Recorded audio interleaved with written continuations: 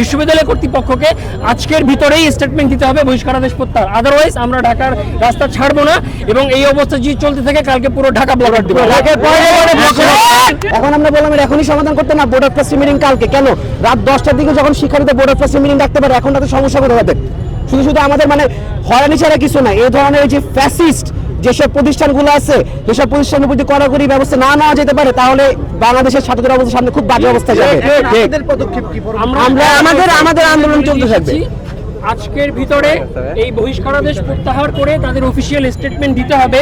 শুধু তাই না, বিকালের ভিতরে অবশ্যই শিক্ষা মন্ত্রণালয় এবং স্বরাষ্ট্র মন্ত্রণালয়ের থেকে প্রতিনিধি এখানে এসে আমাদের সাথে দেখা করতে হবে। কেন আসলে শিক্ষা মন্ত্রণালয় এতদিনেও আমাদের বিষয়টা সমাধান করতে পারেনি এবং কেন স্বরাষ্ট্র মন্ত্রণালয় থাকার পরেও আমাদের উপরে পুলিশ হামলা করছে। সো তাদের দুজনের প্রতিনিধি অবশ্যই আসতে হবে এবং তাদের বিশ্ববিদ্যালয় কর্তৃপক্ষকে আজকের ভিতরেই স্টেটমেন্ট দিতে হবে বহিষ্কারাদেশ প্রত্যাহার, আদারওয়াইজ আমরা ঢাকার রাস্তা ছাড়বো না এবং এই অবস্থা যদি চলতে থাকে কালকে পুরো ঢাকা ব্লক দিব। নারী শিক্ষার্থীদের উপর যে হামলা করা হয়েছে, ওই সকল আওয়ামী পুলিশ দূষরদেরকে অবশ্যই শাস্তির আওতায় আনতে হবে। অন্যথায় সারা বাংলাদেশে আমরা বিভিন্ন পয়েন্টে জুলাই আগস্টের ন্যায় বেসরকারি বিশ্ববিদ্যালয়ের সাধারণ শিক্ষার্থীরা রাজপথে কালকে থেকে সারা ঢাকা শহরে আমরা থাকবো ইনশাআল্লাহ। এই আলোচনাগুলো হয়েছে, আমরা পুলিশ প্রশাসন এবং বিশ্ববিদ্যালয় কর্তৃপক্ষের কাছে করজোড়ে অনুরোধ জানিয়েছি, আপনারা শিক্ষার্থীদের যে যৌক্তিক দাবি, তাদের উপরে যে অন্যায়ভাবে 22 জন শিক্ষার্থীকে বহিষ্কার করা হয়েছে, তাদের দাবিটা আজকে তুলে নেন, আমরা আপনাদেরকে সহযোগিতা করব।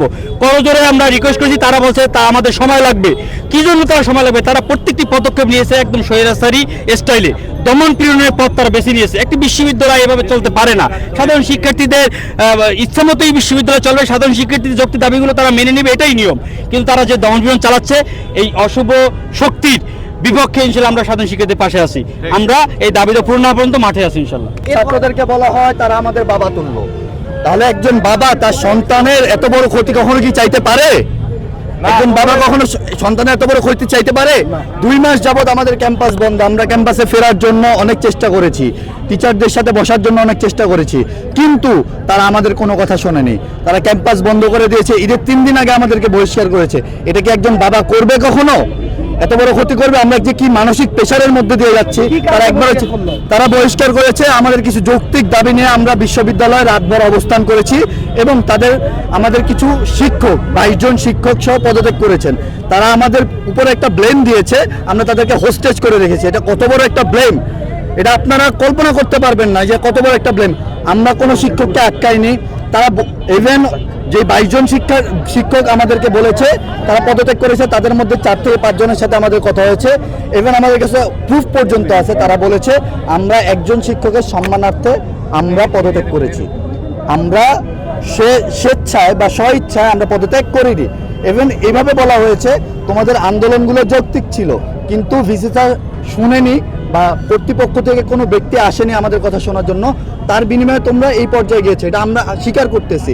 কিন্তু তোমরা কি বসতে চাও? আমরা বলেছি আমরা বসতে চাই, কিন্তু আমাদের ভার্সিটির কর্তৃপক্ষ এই যে বলতেছে disciplinary committee, board of trustees, তারা কেউই আমাদের সাথে বসতে চায়নি। এই কথাগুলোই ঘুরে ফিরে আবার এখানেই বলা হচ্ছে। আমরা স্পষ্ট করে বলতে চাই, ইউআইইউ সহ কোনো বেসরকারি বিশ্ববিদ্যালয় মাফিয়া স্টাইলে চলতে দেওয়া হবে না।